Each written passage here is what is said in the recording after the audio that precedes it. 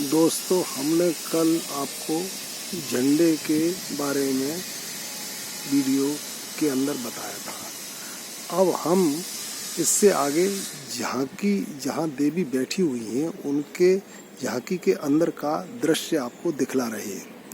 सर्वप्रथम हमने एक ये फ्लैक्स लगाया है, हनुमान जी का है, और ये हनुमान जी का फ्लैक्स यह प्रदर्शित करता है कि जब लंका प्रस्थान किया था तो जामवंत आदि ने उनके बल का आभास दिलाया था, याद दिलाया था।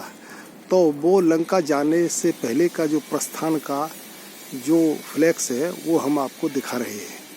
इससे आगे एक और हनुमान जी का फ्लैक्स है, उसमें हनुमान जी की बहुत ही प्रतिमा अच्छी और सुंदर है और यह बलिष्ठता का प्रदर्शन कर रही है कि हनुमान जी कितने बलिष्ठ हैं, आज भी हैं हनुमान जी। और ये जो है सूरदास जी के पदों में यह बतलाया है कि मनुष्य जीवन को सार्थक कैसे बनाया जाए।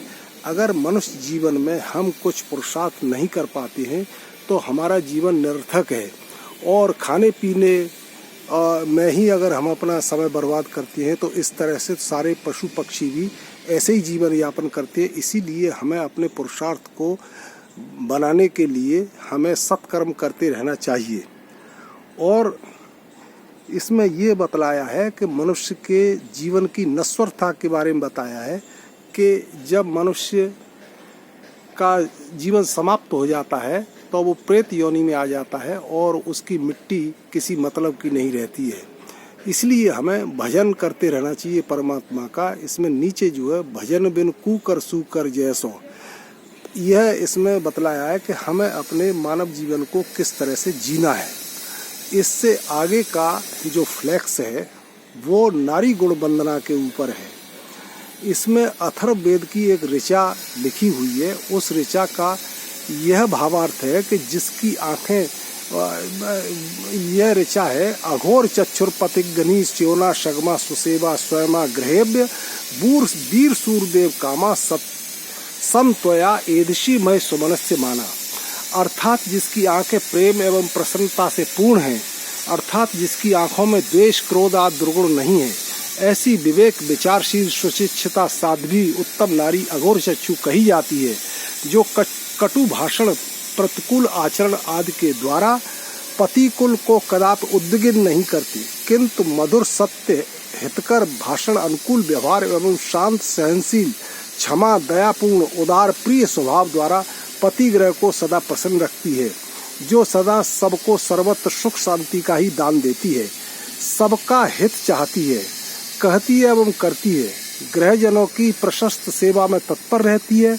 ऐसी कल्याणी वनिता उभय कुल यानी पितृकुल एवं पति कुल को निर्मल स्नेह से संबद्ध बनाए रखती है, जो शरीर वाणी एवं मन को संयम में मर्यादा में रखती है, कभी उनको उच्छृंखल नहीं होने देती है, अपने मन को सदा विवेक विचार द्वारा निर्दोष पवित्र आनंद में ही रखती है और परमात्मा देव की भक्ति में तत्पर रहती है। ऐसी सदाचारिणी नारी ही धीर वीर गुणवान बलवान विद्वान संतानों को उत्पन्न करती है। ऐसी प्रशस्त पत्नी ग्रहों की सुख शांति के लिए तुझ पालक रक्षक योग्य प्रशस्त अभीष्ट पति के साथ सभी प्रकार से समुन्नत यशस्विनी बनी रहे, ऐसा हम मंत्र दृष्टा ऋषि चाहते हैं। दोस्तों, यह फ्लैक्स मैंने ऋग्वेद के मंत्र को निकाल करके स्वयं अपने हाथों से लिखे हैं। ये इस तरह के बहुत सारे मैंने करीब 40 फ्लैक्स बनाई हैं, वो सब मैंने अपने हस्तलिखित भाषा में और लेखनी में ही लिखे हुए हैं। इससे आगे का फ्लैक्स मैं आपको दिखा रहा हूँ कि भगवान के प्रमुख अवतार कितने हैं। वैसे तो भगवान के असंख्य अवतार हैं, लेकिन प्रमुख अवतार जो है वो 18 हैं। 18 पुराण, प्रमुख पुराण कितने हैं? 18 पुराण हैं, जिसमें ब्रह्म पुराण, विष्णु पुराण, शिवलिंग पुराण, पद्म पुराण, स्कंद पुराण, वामन पुराण, मत्स्य पुराण, वराह, अग्नि, कूर्म, गरुड़, नारद, भविष्य, ब्रह्मवैवर्त, मार्कंडेय, ब्रह्मांड तथा श्रीमद् भागवत पुराण। फिर इसके बाद में 18 स्मृतियों का यहाँ इसमें विवरण दिया है। यह फ्लैक्स भी मैंने अपने हस्तलिखित लेखनी से बनाया गया है, वेदों में से निकाल करके। और ये नावादासी जो रचित है, ये भक्तमाल अंक में से मैंने लिखा है। और इसी तरह से भक्तमाल अंक में से ये दूसरा मैंने फ्लेक्स बनाया है कि भगवान के प्रमुख 24 अवतार हैं, जिसका विवरण इसमें नीचे दिया हुआ है, और कौन कौन से नाग हैं, ऐसे अष्ट नागों का इसमें विवरण दिया हुआ है। और इसके आगे का फ्लेक्स जो है वो मैंने लिखा है, इतने गुण जामे जो संत और भक्त की गरिमा। ये फ्लेक्स भी बहुत अच्छा फ्लेक्स है, इसको आप पढ़ कर के और लाभ प्राप्त कर सकती हैं। इससे आगे यह देवी की प्रतिमा है और बहुत ही